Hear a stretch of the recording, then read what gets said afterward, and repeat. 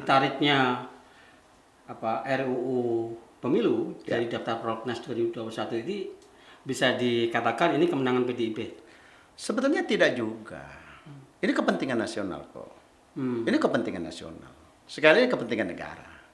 PD Perjuangan tidak mendapat manfaat dari situ. Kalau saya lihat ya, seluruh partai politik justru mendapat manfaat dari situ. Masa sih? Ya, dilaksanakan dan tidak dilaksanakan. Ya buktinya tadi. Kan kalau kita mau begitu kan Pak Jokowi, ya kan itu kan sampai dari 2024. Ya.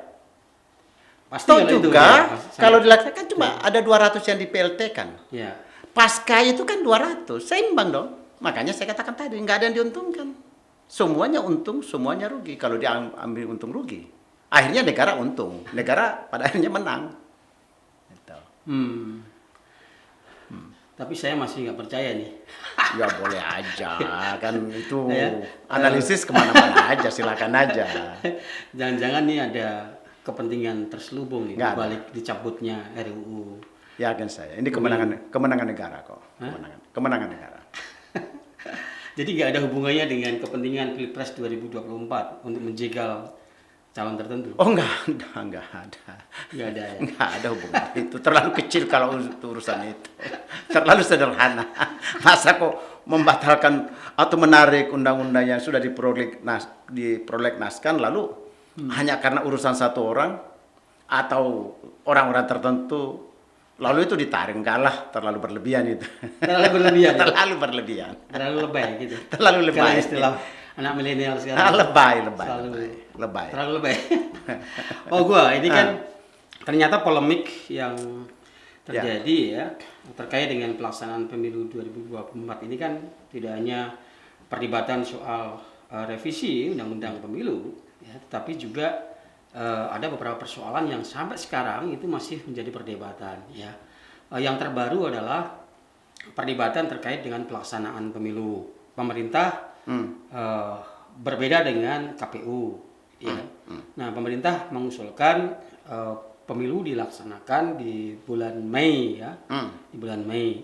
Nah, bagaimana respon dan tanggapan Komisi 2 terhadap perbedaan ini? Ini kan begini Pak Uga. Kalau dilihat dari peta koalisi pemerintahan Jokowi Ma'ruf ini kan ya terkait dengan usulan pemerintah ya tentang pelaksanaan pemilu, itu ada beberapa partai yang sudah memberikan sinyal setuju ya.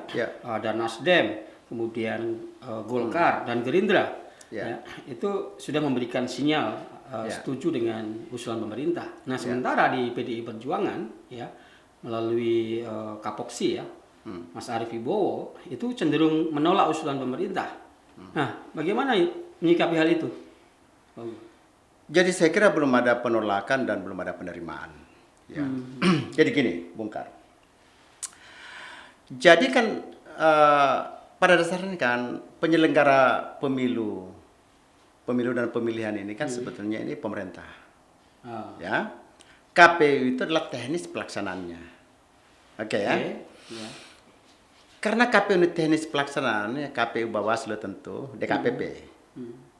Maka mereka ini melihat teknisnya. Jadi membuat jadwal itu teknisnya.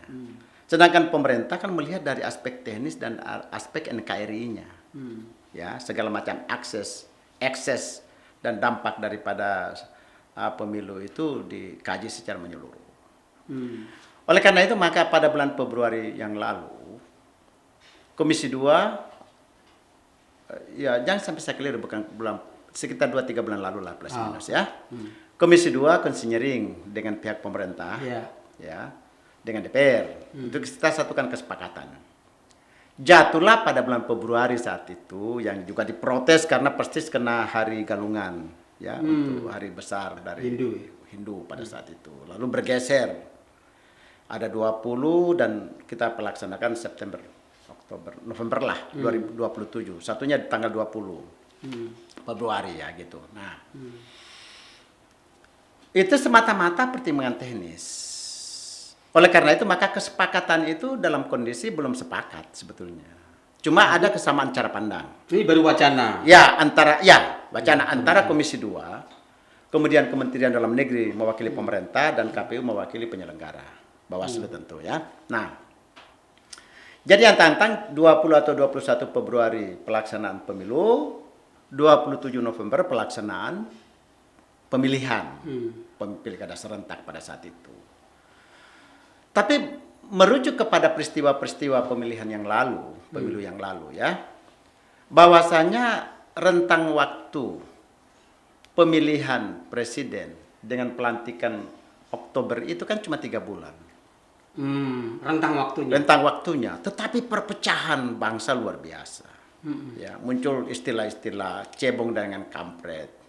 Anda tahu betapa situasi sosial politik pasca pemilu itu, ya. Tentu menteri-menterinya juga sudah tidak fokus lagi, ya. Bekerja. Apalagi itu kan masih terpilih Jokowi. Tapi kalau Pak Jokowi tidak terpilih saat itu, betapa menterinya akan bikin panggung sendiri-sendiri, tidak loyal lagi kepada negara. Itu kan bisa berbahaya, ada kekosongan, bisa terjadi sebuah dinamika yang membuat negara ini chaos. Nah, pada saat kondisi kepemimpinan negara yang ada ruang misalkan terjadi chaos, itu kan sangat berbahaya buat NKRI. Jadi vacuum of power ya. Oke. Ini kalau Februari dilakukan, pelantikan November, maka itu hampir 7 bulan. Ada space. Apalagi politik identitas. Seperti kemarin mengemuka. Ya. Tidak lagi kita bicara tentang visi misi partai politik pengusung dan visi misi presiden. Bagaimana visi ini dalam kerangka NKRI dan menyatukan satu visi kesejahteraan bangsa ini. Tapi lebih kepada ini politik identitas si A, identitas si B yang muncul, lalu terjadi perseberangan ide dan juga menimbulkan isu sara menjadi komoditas politik. Kelompok tertentu menjadi komoditas politik. Lalu Anda lihat bagaimana demonstrasi itu yang kadang-kadang menimbulkan chaos, tembak menembak, bom membom terjadi pada saat itu. Ini hanya rentan waktu 3 bulan. Coba bongkar bayangkan kalau 7 bulan ini terjadi. Oleh karena itu maka kalau pemerintah mengusulkan untuk memperpendek ruang waktu itu rasional dalam konteks keselamatan bangsa, keselamatan NKRI. Oke, pada saat itu kami lihat dari teknis kerjaan daripada KPU Bawaslu, betapa memang sibuknya mereka. Dan pada saat itu saya salah seorang yang paling getol dalam rapat dengan Mendagri, rapat dengan DKPP, rapat dengan KPU Bawaslu. Saya bilang, Pak Menteri, tolong diperpendek waktu kampanye. Karena kalau Hugua menang jadi anggota DPR, Hugua menang jadi bupati, Hugua menang jadi gubernur, bukan di saat kampanye, tetapi 3, 4 tahun, 5 tahun sebelumnya saya sudah kampanye. Jadi pemenang itu sebetulnya terjadi sebelum kampanye. Pemenang itu terjadi 3 tahun sebelumnya. Bukan pas pada saat kampanye dan pada saat pencoblosan. Ya, kampanye itu kan harus ada investasi sosial yang sudah pemenang itu kan tidak ucuk-ucuk oleh para kontestan. Tidak ucuk-ucuk. Kampanye itu kan sebetulnya hanya saat itu konsolidasi power untuk menjaga suara kita itu jangan sampai dikikis hujan lah kira-kira kalau timbunan pasir itu. Jangan sampai hujan itu turun dihamburkan. Kita konsolidasi. Tetapi sebetulnya pasir-pasir itu kalau diandaikan sebuah timbunan ya, sebuah urugan, itu barang itu kita sudah himpun selama 3, 4, 5 tahun sebelumnya. Oleh karena itu maka saya bilang sama Pak Mendagri, Ketua KPU Bawaslu, DKPP. Kalau bisa presiden itu hanya 2 bulan aja. Karena seorang presiden itu sebetulnya sudah kelihatan pemenang itu 3 tahun sebelumnya. Kalau kaitannya dengan masa kampanye ya? Masa kampanye kan berkaitan. Harus diperpendek. Ya. Tidak seperti dulu yang cukup lama ya. Makanya kan maksud saya ini kalau itu pemilunya dilaksanakan pada bulan April Mei sebagai usulan pemerintah, artinya itu kan juga berpengaruh pada masa kampanye yang pendek. Sebab kalau nanti kita mulai Februari misalkan, ini hanya contoh. Ini kan itu kan masa kampanye jadi 3 bulan 4 bulan. Ya, usulan KPU kan awal Februari ya. Ya, itu kesepakatan usulan KPU yang kita sepakati dalam tanda kutip. Belum kita plenokan, belum kita paripurnakan. Apalagi ya. Di Komisi 2 saja juga belum. Kan harus ke Komisi 2 dulu, clear di Komisi 2 baru kita bawa ke rapat paripurna untuk keputusan. Jadi kalau pertanyaannya bagaimana sikap saya usulan pemerintah itu saya kira perlu dilihat karena itu baik untuk dalam konteks NKRI-nya, dalam konteks Kamtipmasnya, dalam konteks pencapaian tujuan nasional. Gitu loh. Iya, tapi kan bulan Mei itu kalau menurut Mas Arief Wibowo kan melintasi bulan Ramadan dan Idul Fitri itu. Ya. Nah, mungkin itu salah satu alasan kenapa PDIP ya, melalui Mas Arief, pernyataannya Mas Arief ini cenderung untuk meminta agar usulan pemerintah itu ditinjau kembali. Semuanya penting, makanya saya bilang tadi, ini kan usulan-usulan ini belum pada sikap partai.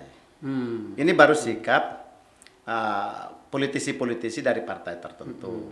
Belum resmi ya? Belum resmi, ini belum sikap pemerintah. Tapi bagi saya tidak mengatakan apa usulan dari salah seorang anggota Komisi 2 dari Arief Wibowo misalkan itu salah, tidak. Saya hanya mengatakan bahwa pergeseran ini memang harus segera disikapi dengan baik. Dan besok tanggal 2 dan 3, KPU Bawaslu dan Kementerian Dalam Negeri itu akan kami ada di Sentul untuk melakukan konsinyering kembali, untuk mencocokkan kembali jadwal ini. Soal jadwal ini ya? Ya, tentu semuanya ini adalah sebuah diskusi detail dari para pemangku kepentingan ini untuk mencapai sebelum kita bawa ke rapat di Komisi 2 gitu.